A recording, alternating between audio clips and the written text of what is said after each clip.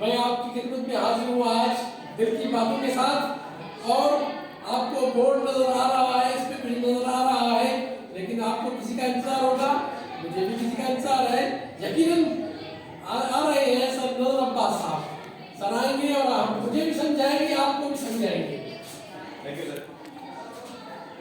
آج کا جو ہمارا شعر ہے غالب کے دیوان سے، وہ ہے نازش ایام خاکستر نشینی کیا کروں۔ اچھا، یہ تو الفاظ میں سمجھ نہیں آ رہا، اس کی الفاظ بتاتا ہوں میں آپ کو۔ بتائیں۔ نازش ایام خاکستر نشینی کیا کہوں، پہلوئے اندیشہ وقف بستر سنجاب۔ آنے انگریزی معنی حرک کر دی۔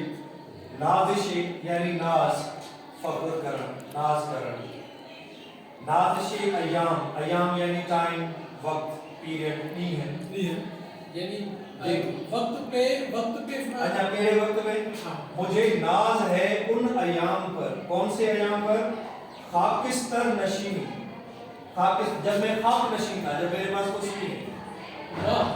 نازش ایام خاکستر نشینی کیا کہوں، ان کا کوئی جواب ہی نہیں۔ وہ دن جو تھے، وہ جو ایام تھے، ان میں جتنا فخر کروں، جتنا ناز کروں وہ کم ہے۔ میں کیا کہوں، اس کو بیان کیا کروں؟ وہ اتنے اچھے تھے۔ کیا تھا اس دن میں؟ ان دنوں میں تھا کیا؟ پہلوئے اندیشہ، جو بھی فکرات تھے میرے، جو بھی پریشانیاں تھیں، جو بھی اندیشہ تھے، جو بھی خیالات تھے، وقف بستر سنجاب تھا۔ پہلوئے اندیشہ، اندیشہ میں یعنی فکر، تفکر، وہ سارے فکرات کہاں پر تھے؟ اس کو وقف کر دیے میں نے بستر سنجاب۔ سنجاب کیا ہے؟ سنجاب ایک جانور کو کہتے ہیں، ایک جانور ہے چوہے کی طرح کا، یہ ترکمانستان کمانستان ٹھنڈے علاقوں کی طرف ہوتا ہے۔ اس کے جسم پر جو ہے وہ بہت ہی نرم نرم بال ہوتے ہیں، اور ان بالوں سے جو ہے وہ یہاں پر پوستین، کوٹ وغیرہ، گرم کوٹ جو ہے وہ بنائے جاتے ہیں، بستر بنائے جاتے ہیں۔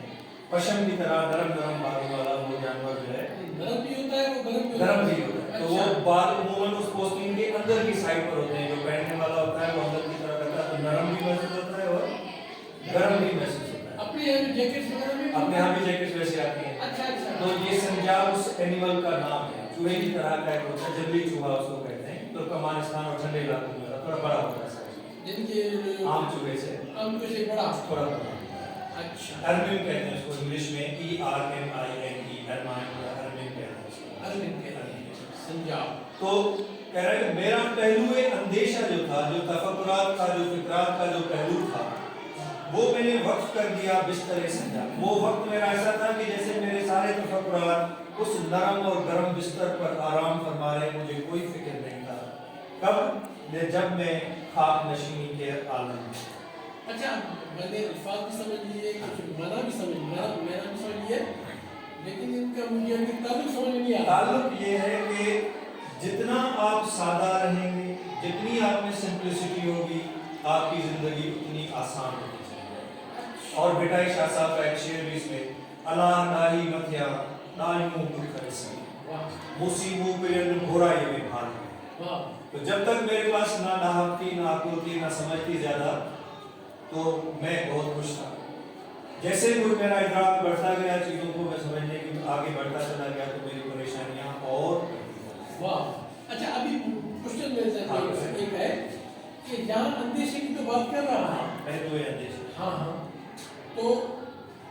تو یعنی کہ مجھے جو ریلیشن سمجھ نہیں آ رہا، وہ دونوں کا تو آپس میں آ گیا، لیکن اس فکر کا جو یہ حصہ اور یہ حصہ ہے، ہاں، کہ جب پہلو میں اندیشہ تو تھا، ہاں، تو وہ وقف میں نے وقف کر دیا، یعنی خاک نشینی کے ایام میں میرے جتنے بھی تفکرات تھے وہ سمجھیں کہ بالکل نرم بستر پر تھے، مجھے ان کی کوئی پرواہ ہی نہیں تھا، ہی نہیں، اس سے کیا ہے جیسے وہ تھا ہی نہیں۔ اب مجھے سمجھ میں وہ وقف تھے، ان کے وقف اس کی طرف تھے، اس کے وقف کر دیے گئے، مجھے ان کی کوئی پرواہ نہیں۔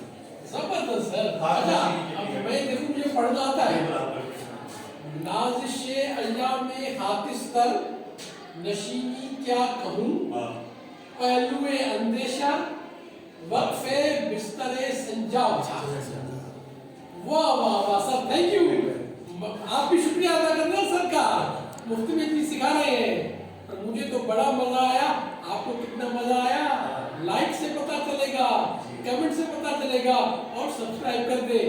ہم آتے رہیں گے اسی طرح کی ویڈیوز میں, سر ہمیں سمجھاتے رہیں گے, میں بھی آپ کے ساتھ پڑھتا رہوں گا, سمجھتا رہوں گا. اللہ حافظ.